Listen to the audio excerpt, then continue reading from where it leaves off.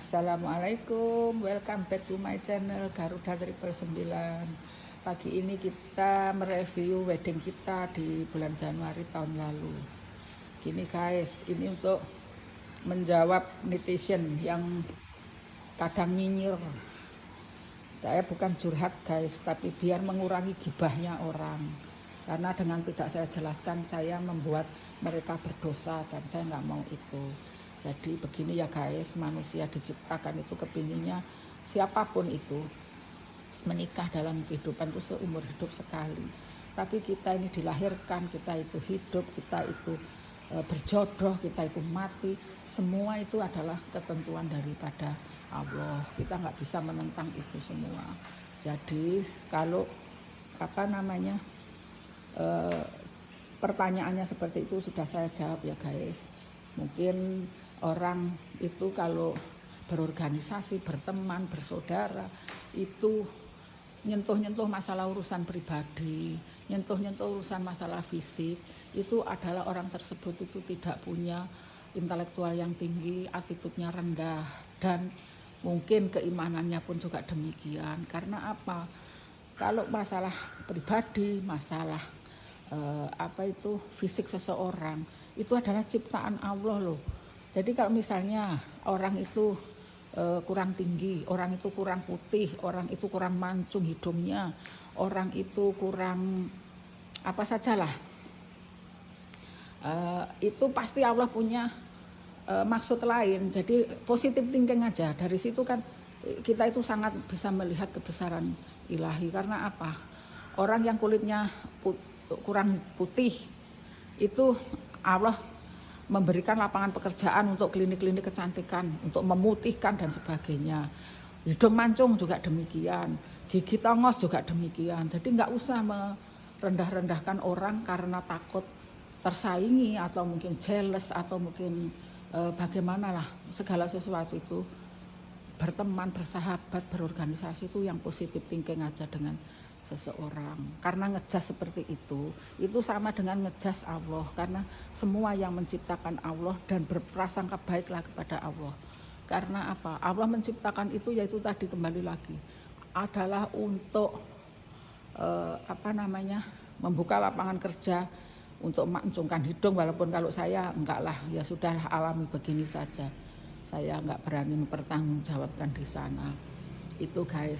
Tapi alhamdulillahnya guys, saya di sini tuh ya dalam saya berorganisasi, alhamdulillah teman-teman saya itu semua pada positif thinking. Dan saya itu mimpin organisasi itu bukan organisasi yang ecek-ecek guys.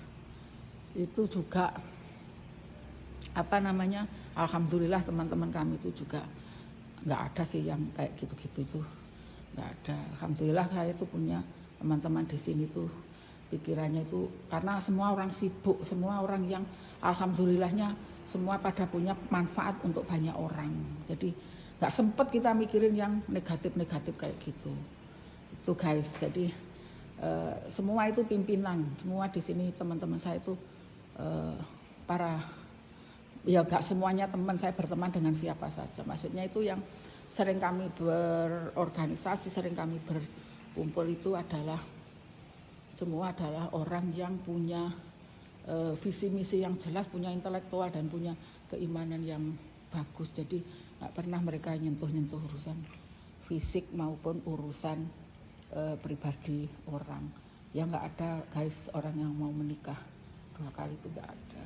Toh saya sekian lama hidup sendiri sebagai single parent kan, alhamdulillahnya juga bisa bermanfaat untuk banyak orang. Bukan untuk menjadi orang yang nggak jelas. Alhamdulillahnya kami punya ustazah, kami punya mentor dalam hal kepribadian, dalam hal keimanan itu sangat-sangat bagus sekali. Jadi nggak ada lah saya pikiran ke situ. Saya punya visi misi hidup itu dengan jelas karena ada Allah yang selalu melindungi saya.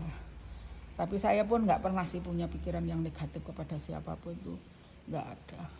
Kalau orang itu berpikir positif kan seperti itu, nggak ada waktu saya untuk berpikir yang negatif, itu nggak ada. Karena kami punya sekian banyak karyawan, punya sekian banyak usaha yang butuh pemikiran saya. Bagaimana perusahaan ini terus bisa mensejahterakan karyawan, mensejahterakan buruh, untuk menafkahi para fakir, untuk memberikan beasiswa kepada anak-anak yang kurang beruntung, untuk memberikan nafkah setiap bulannya sekian ratus kaum duafa. Jadi nggak sempat saya berpikir yang kayak gitu. Cuman ya itu tadilah, orang yang tidak punya intelektual yang tinggi, saya pun kadang-kadang juga tersentuh gitu, tersinggung enggak, karena apa, saya merasa bahwa dosa saya sudah diambil dia gitu kan. Hal-hal yang sifatnya pribadi, hal yang sifatnya fisik itu sering di depan saya itu nyeletuk seperti itu. Kalau saya mah is going aja. Kalau saya berpikirnya ya dia mungkin belum ada kesadaran bahwa berorganisasi yang sehat itu, berteman yang sehat, bersahabat yang sehat itu tidak harus merasa tersaingi. Semua manusia itu ada kekurangan dan kelebihannya. Ya, kalau namanya harta, tahta itu semuanya titipan.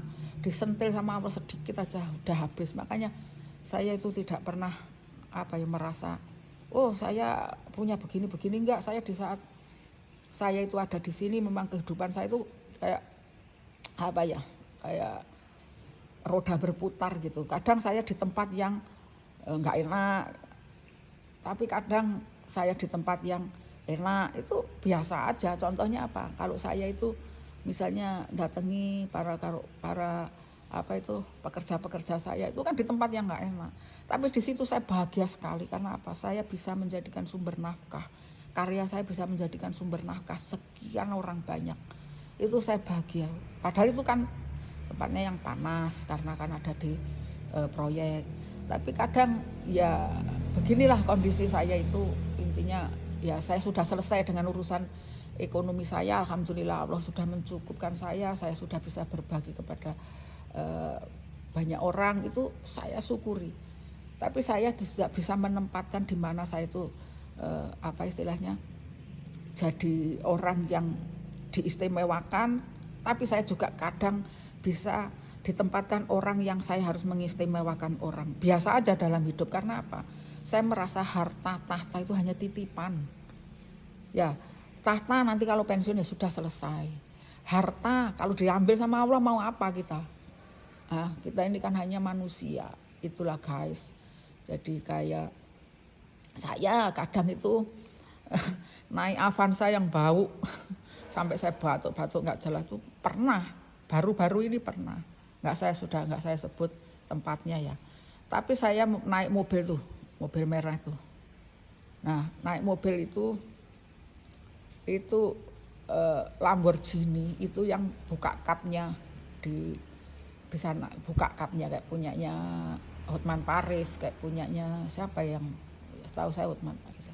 Itu kan sudah saya jalani, sudah saya istilahnya ya sudah saya punya lah, intinya seperti itu. Tapi kalau saya pada saatnya saya kadang naik Avanza yang bau, itu saya happy aja, biasa aja.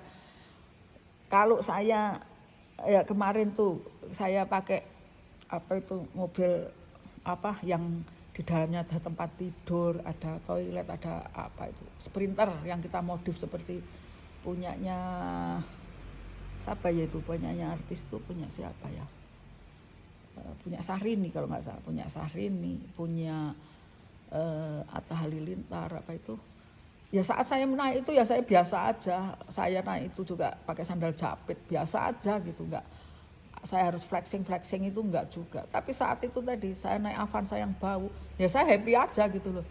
Karena apa? Ya itu tadi loh, harta tahta itu hanya sementara. Ngapain jadi orang merasa sok gimana itu? Enggak, biasa aja.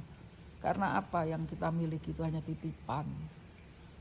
Begitu ya guys ya. Mungkin ini bukan curhat, tapi ya sekedar guys, sekedar tip lah bahwa orang hidup itu enggak usah lah merasa yang bagaimana itu, janganlah. Dan jangan sekali lagi, jangan membuli orang dari segi kekurangannya. Karena apa? Kekurangannya orang itu menjadikan sumber nafkah orang lain. Contohnya itu tadi, hidung kurang mancung, kalau ada orang yang mau mancungan hidung kan berarti di situ memberikan sumber nafkah bagi orang lain. Ya, buka klinik kecantikan, Seperti itu guys. Jadi semua orang itu saling berpositif thinking. Oke guys, saya bukan curhat, bukan menyindir seseorang. Kalau merasa tersindir berarti dialah yang melakukan. Oke, terima kasih. Bye bye.